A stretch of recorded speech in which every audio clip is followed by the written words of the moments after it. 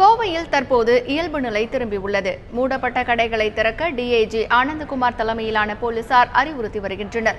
இதுகுறித்த கூடுதல் தகவல்களை எமது செய்தியாளர் நேசராஜிடம் கேட்கலாம். நேசராஜ், சொல்லுங்க, கோவையில் நேற்று அசாதாரணமான சூழல் நிலவி வந்த நிலையில் தற்பொழுது அங்க சூழ்நிலை எப்படி இருக்கு? கோவையில் நேற்று இந்து முன்னணி மாவட்ட செய்தி தொடர்பாளர் சசிகுமார் அவர் படுகொலை செய்யப்பட்டார். இதனையடுத்து இறுதி ஊர்வலத்தின் போது கோவை ரத்தனபுரியில் ஒரு ஆலயம் அடித்து நொறுக்கப்பட்டது. அதே போல கோவையில் மட்டும் 120 கடைகள் கண்ணாடிகள் உடைக்கப்பட்டன.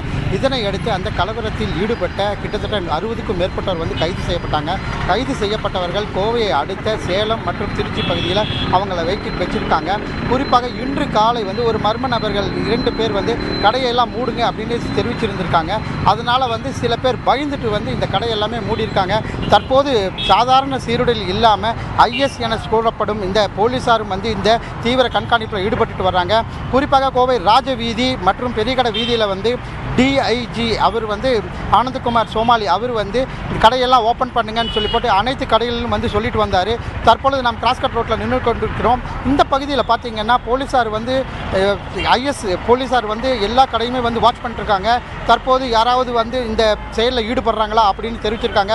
அதே போல் கோவை மாநகர காவல் ஆணையாளர் அமல்ராஜ் அவர் என்ன சொல்லியிருந்தாருன்னா, வாட்ஸ்அப்பில் வன்முறை தொடர்பான ஒரு விஷுவல் ஏதாவது அனுப்புனீங்கன்னா அவங்க மேலே கடுமையான நடவடிக்கை எடுக்கப்படும் அப்படின்னு தெரிவிச்சிருக்காரு. அதே போல் அந்த எண்களை நாங்கள் கண்காணிச்சிட்டு வரோம் அப்படின்னு தெரிவிச்சிருக்காங்க. தற்போது நம்ம கிராஸ்கட் ரோட்டில் இருக்கிறோம். அந்த கிராஸ்கட் ரோட்டில் பார்த்தீங்கன்னா அதிக போலீஸார் விசாரணையும் பண்ணிட்டு வர்றாங்க. ஒரு சில பேர்த்தை கூப்பிட்டு விசாரணை பண்ணிட்டு வர்றாங்க. இதில் குறிப்பாக ஒரு சில கடைகள் அடைக்கப்பட்டிருக்குது, ஒரு சில கடைகள் திறந்துப்பட்டிருக்குது. தற்போது இந்த பக்கம் போயிட்டு பார்த்தீங்கன்னா போலீஸ் ஜீப்பு கிட்டத்தட்ட 3 ஜீப்பில் போலீஸார் கண்காணிப்பு பணியில் ஈடுபட்டு வர்றாங்க. கோவையை பொறுத்த வரைக்கும் ஒரு சூழ்நிலை, அமைதி சூழ்நிலை தான் திரும்பிட்டு வருது. இருந்தாலும் ஏதாவது அட்டகாசம் செய்யும் நபர்களை கண்காணிச்சுட்டு அவங்க மேலே கடுமையான நடவடிக்கை எடுக்கப்படும் அப்படின்னு தெரிவிச்சிருக்காங்க. குறிப்பாக கோவையில் அமைதி நிலவி வருகிறது.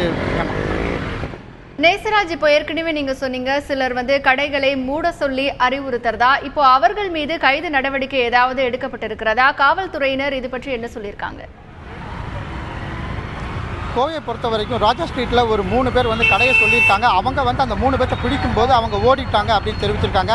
அதனால் அங்கே போலீஸார் அதிக அளவு போடப்பட்டிருக்காங்க. குறிப்பாக கோவையில் முக்கிய பகுதிகளில் அதிக போலீஸார் போடப்பட்டிருக்காங்க.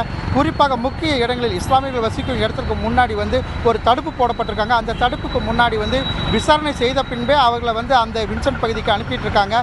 இதனால் இதுவரைக்கும் எந்த அசம்பாவித சம்பவம் நடைபெறல. ஆனால் இந்த கடை உரிமையாளர்கள் ஒரு வதந்தி காரணமாகவே இந்த கடைகளை அடைச்சிருக்காங்கன்னு தான் தெரிய வருது.